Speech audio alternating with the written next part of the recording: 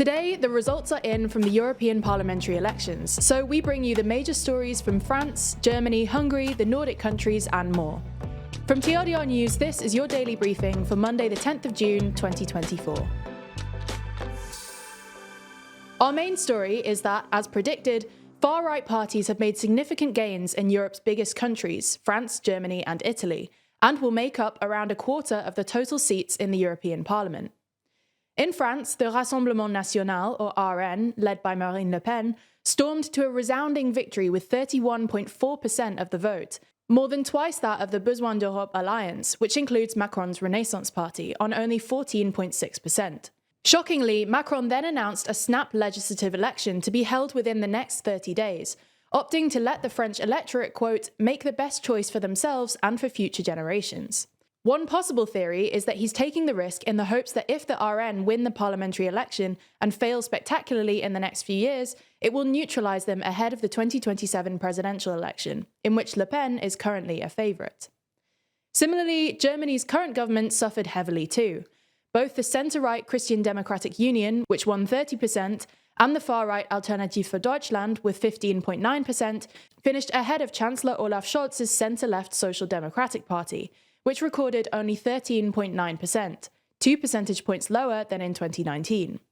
It's the worst result for the SPD in a national vote for more than a century, and is likely to renew questions over whether Scholz's ruling coalition will survive its term until 2025. Meanwhile, in Italy, incumbent Prime Minister Giorgia Meloni celebrated a win that cemented her role as kingmaker in the EU.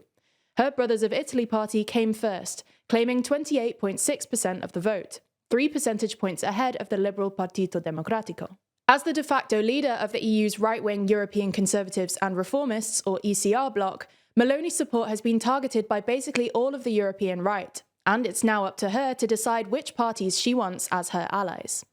Now, we'll have a full explainer on the European election results coming out on the TLDR EU channel tomorrow, so be sure not to miss that. Next up, we announced over the weekend that we're making a special edition magazine to commemorate the upcoming UK general election. The magazine is going to be written by the TLDR team, and it will explain everything from how the campaign plays out to the detailed results, and most importantly, how the victors plan to rebuild Britain.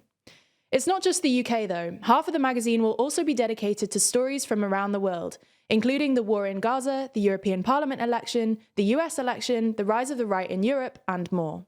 We'd really appreciate your support if you wanted to buy a copy of Too Long, as it helps to directly fund the journalism we do here at TLDR. Making loads of videos is super expensive, so we hope that this will help to balance the books. But if you want more than just the standard magazine, you can also pick up the premium edition, which gets your name added to the thank you section, access to our behind-the-scenes podcast, The Bullpen, and exclusive access to our election livestream. Whichever version you go for, you can get 20% off your order by subscribing to Too Long, which gets you every copy we produce, that's 3 copies a year. You can also get a bonus £2 off any order by using the code TLDRDaily, but only for a limited time. The store is linked in the description below, and we really do appreciate your support, especially at a turbulent time in digital journalism. Back to the EU election results now. While the right-wing and far-right scored notable successes, one region that bucked this trend was the Nordic countries, where centre-left, left and Green parties did well. In Sweden, preliminary results showed the main opposition Social Democrats gaining some ground and remaining in first place, while the far-right Sweden Democrats, who support the right-wing government in Parliament, lost ground for the first time ever in European elections, falling back into 4th place, while being overtaken by the Green Party. It was the Left Party that made the most gains, though, and jumped from 7th to 5th place. Meanwhile, in Denmark, the Green Left Party jumped into first place for the first time ever, while the centrist governing coalition lost significant ground. In Finland, the centre-right governing National Coalition Party came a strong first with an increased vote share, but its coalition partner, the populist right-wing Finns Party, lost nearly half of its votes, while the Left Alliance more than doubled its own vote share to come in second place. Similarly, in Belgium, which held several elections yesterday, including regional, national and EU ones, to the surprise of many, the expected far-right surge of the Flemish separatist party, Vlaams Belang, didn't materialise, despite leading the polls in recent months. Belgium's mainstream had been preparing for a far-right win in Flanders, with Vlaams Belang endorsing a plan to break up the country in just a few years, However, the Separatist Party, which won 21.8% of the vote, failed to overtake its main rival, the conservative New Flemish Alliance.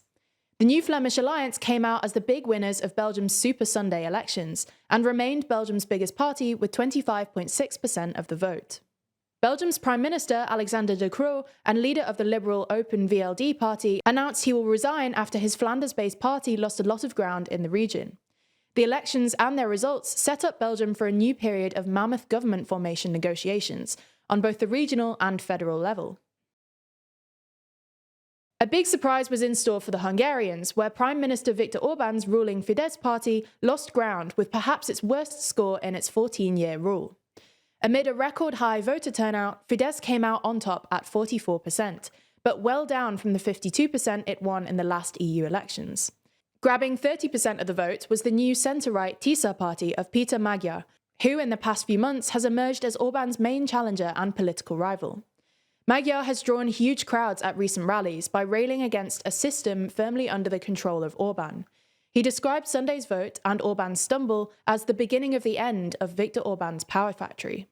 Orban, on the other hand, celebrated the results as a clear victory over the opposition and sent a clear message to Brussels in his victory speech, saying, "Stop migration, stop gender, stop war, stop Soros, stop Brussels." And finally, the results also suggest that EU Commission President Ursula von der Leyen has a tough challenge ahead of her in securing a second term.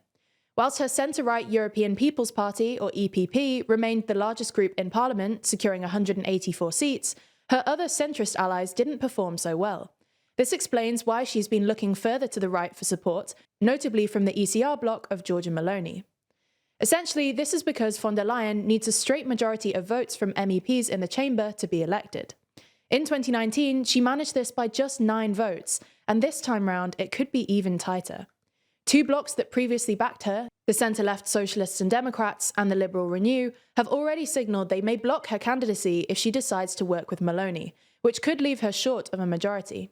So we'll have to keep an eye on this going forward, and we'll bring you any more updates as they happen. That's all for today, but I hope you'll be back tomorrow for more, and please do consider picking up a copy of our magazine Too Long, using the code TLDR Daily.